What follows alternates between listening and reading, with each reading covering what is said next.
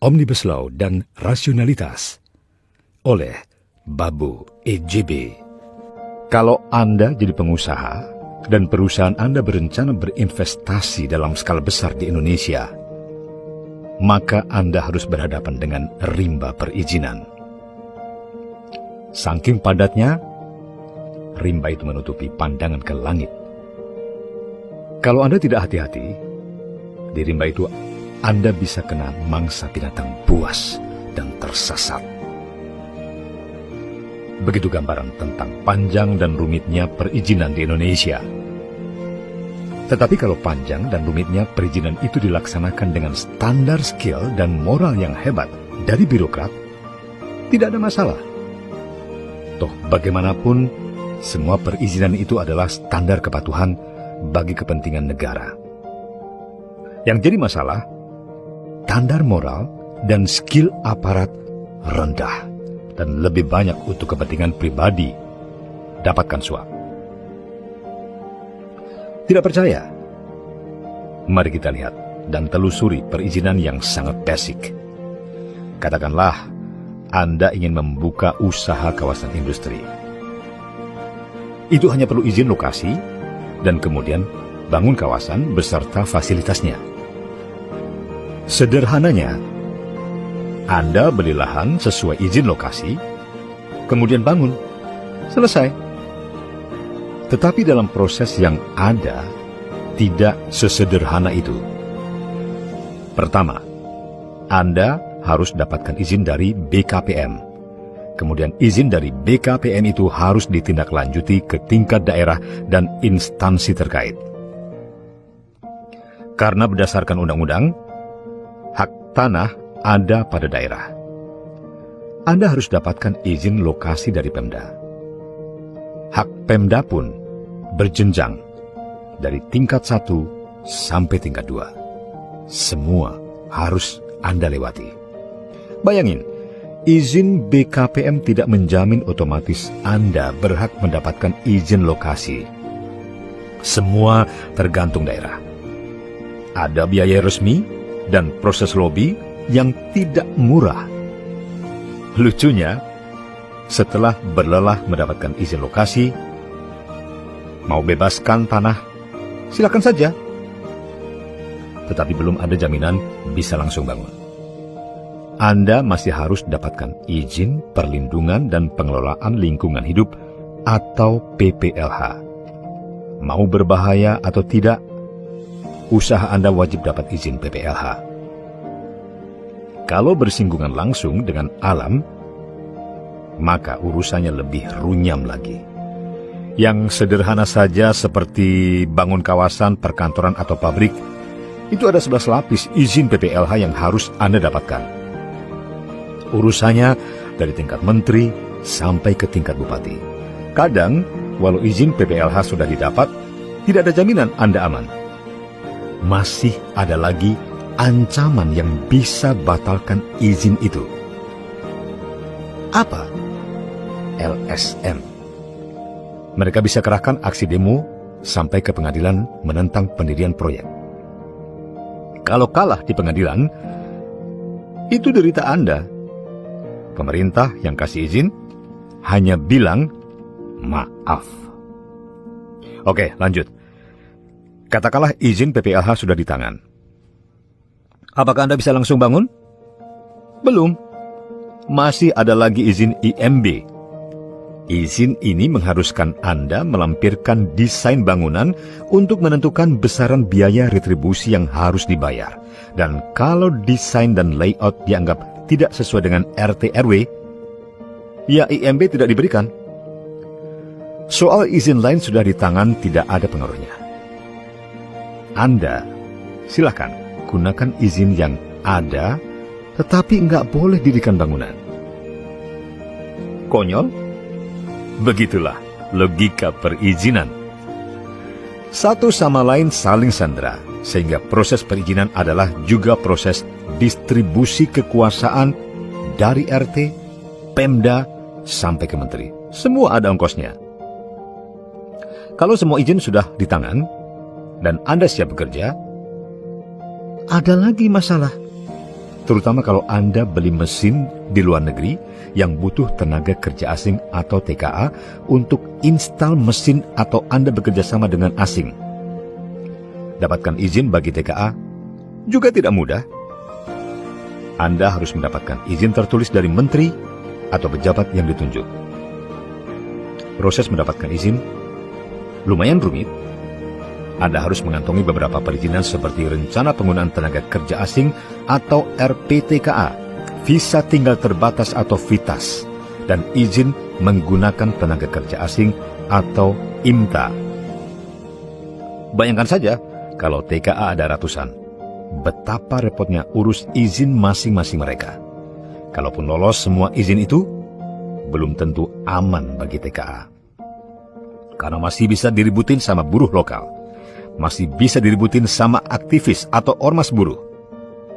Selama ribut itu, sudah pasti proses produksi terganggu. Setelah usaha berdiri dengan mengantongi izin ini dan itu, Anda juga harus menghadapi ketentuan mengenai perburuhan. Ini sangat sensitif, karena buruh adalah juga mesin politik bagi para politisi. Jadi, kapan saja bisa meledak membuat semua izin tidak ada artinya. Kalau Anda menerima pekerja, maka Anda tidak bisa pecat buruh tanpa mereka setuju. Hebat tidak? Gimana kalau pekerjaan sudah selesai atau adanya perubahan alur produksi sehingga perlu pengurangan buruh? Itu tidak ada urusan. Mereka tidak mau diberhentikan. Anda tidak bisa pecat. Tetapi, tetap harus bayar. Kalau akhirnya sengketa di pengadilan, Anda tidak bisa atur hakim, pejabat pemerintah, serikat pekerja, dan bayar lawyer. Siap-siap saja dipanggang oleh mereka. Artinya, lagi-lagi harus keluar uang kalau ingin selamat. Belum lagi soal ketentuan UMR. Itu bisa setiap tahun naik tanpa peduli produktivitas naik atau enggak. Serikat pekerja juga berpengaruh menentukan jam kerja lembur. Jadi, Anda nggak bisa seenaknya mengatur jam lembur walau produksi mengharuskan peningkatan jam kerja. Kalau Anda pecat atau berakhir kontrak kerja, Anda harus bayar uang pesangon. Nggak mau? Siap-siap diributin serikat pekerja. Siap-siap perang di pengadilan. Hampir semua pengusaha stres dengan ulah pekerja ini. Apalagi kalau mereka bandingkan dengan China dan Vietnam. Bisnis di Indonesia itu bukan cari uang, tetapi cari masalah. Kalau Anda pernah berinvestasi di luar negeri, katakanlah di Vietnam, Malaysia atau Thailand, Anda akan bilang seperti cerita awal tulisan saya. Perizinan di Indonesia seperti rimba belantara. Di dalamnya ada pemangsa.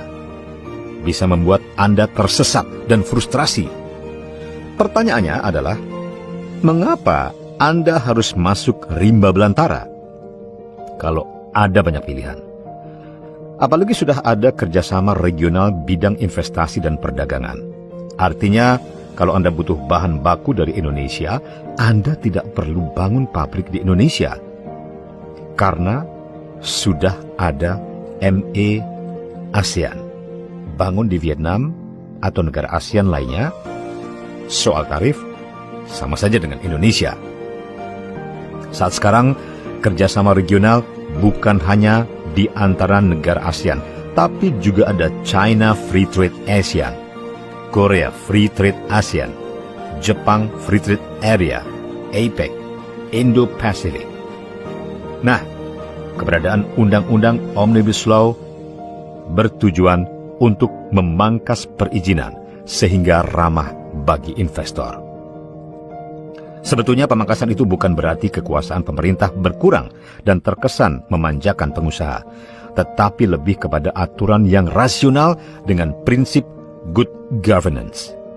Contoh, kalau sudah ada izin lokasi, Untuk apa lagi ada izin IMB dan PPLH? Karena bukanlah izin lokasi itu diberikan atas dasar rencana tata ruang wilayah. Artinya, by design pemerintah sudah memperhatikan semua aspek ketika menentukan RT RW. Aspek peruntukan lahan sampai kepada PPLH. Itu sebabnya Undang-Undang Omnibus Law menghapus izin IMB. Khusus PPLH hanya untuk usaha yang sangat berbahaya, seperti industri, smelter, dan bahan kimia. Berkaitan dengan tenaga kerja, tidak bisa menempatkan perusahaan dalam posisi equal dengan karyawan. Karena risiko ada pada perusahaan dan secara organisasi perusahaan punya sistem pembinaan terhadap buruh dan pekerja. Apa jadinya kalau posisi karyawan setara dengan perusahaan? Jelas, upaya pembinaan tidak akan efektif. Sistem reward and punishment tidak jalan. Nah, gimana mau jalan? Karyawan dan bos equal. Itu sebabnya Undang-Undang Omnibus memberikan hak kepada perusahaan memberhentikan pekerja kalau pekerjaan sudah selesai. Artinya, jangka waktu kontrak kerja berada di tangan pengusaha. Undang-Undang Omnibus Law ini sangat rasional, bahwa perusahaan tidak bayar orang tetapi bayar kerjaan atau produktivitas. Kalau tidak ada produktivitas, ya sorry saja. Mending keluar. Silahkan ambil uang pesangon. Masih banyak di luar sana yang mau kerja serius. Soal UMR itu, dasarnya adalah tingkat pertumbuhan ekonomi daerah. Semakin tinggi pertumbuhan ekonomi daerah, semakin tinggi UMR. Itu wajar saja, karena pertumbuhan ekonomi biasanya dipicu oleh inflasi dan tentu dampaknya harga akan naik. Sebelumnya, UMR ditetapkan sesuka Pemda tanpa memperhatikan pertumbuhan ekonomi. Justru itu tidak adil dari sisi pekerja maupun pengusaha. Dan lagi UMR itu hanya patokan minimal saja. Bukan keharusan jumlahnya sebesar itu. Kalau memang buruh itu produktivitasnya tinggi, tentu perusahaan akan bayar upah lebih tinggi dari UMR. Di mana-mana, pengusaha juga ingin jadikan buruh itu sebagai aset bernilai meningkatkan pertumbuhan usaha. Jadi tidak perlu terlalu khawatir. Sebaiknya fokus aja bagaimana meningkatkan produktivitas. Undang-Undang Omnibus Law juga memangkas perizinan untuk TKA. Sangat sederhana, yaitu kalau perusahaan sudah dapat izin rencana penggunaan tenaga kerja asing atau RPTKA, ya sudah, dia tinggal datangkan TKA. Selagi tidak melanggar RPTKA, pekerja asing nggak perlu repot lagi dapatkan berbagai izin. Mengapa? Dalam RPTKA itu sudah ada standar kepatuhan yang harus dipenuhi perusahaan seperti kriteria TKA, upah, dan lain-lain. Secara berkala, akan ada audit dari pemerintah terhadap penerapan RPTKA. Kalau mereka melanggar, izin dicabut. Menurut saya, Undang-Undang Omnibus Law ini bukan berarti Jokowi anti-demokrasi atau anti-otonomi daerah, tetapi sebagai solusi agar Indonesia berubah. Dari birokrasi menjadi meritokrasi. Dari dilayani menjadi melayani. Mengapa? Itu sebagai jawaban atas tantangan global yang semakin terbuka dan berkompetisi. Tanpa itu, sulit bagi kita mendatangkan investasi. Tanpa investasi, pertumbuhan ekonomi akan lambat dan tentu semakin besar masalah sosial dan politik yang dihadapi bangsa ini akibat pengangguran dan kemiskinan. Memang, Undang-Undang Omnibus Law ini tidak segera bisa dirasakan. Namun, langkah besar untuk perubahan pasti akan membuahkan hasil baik.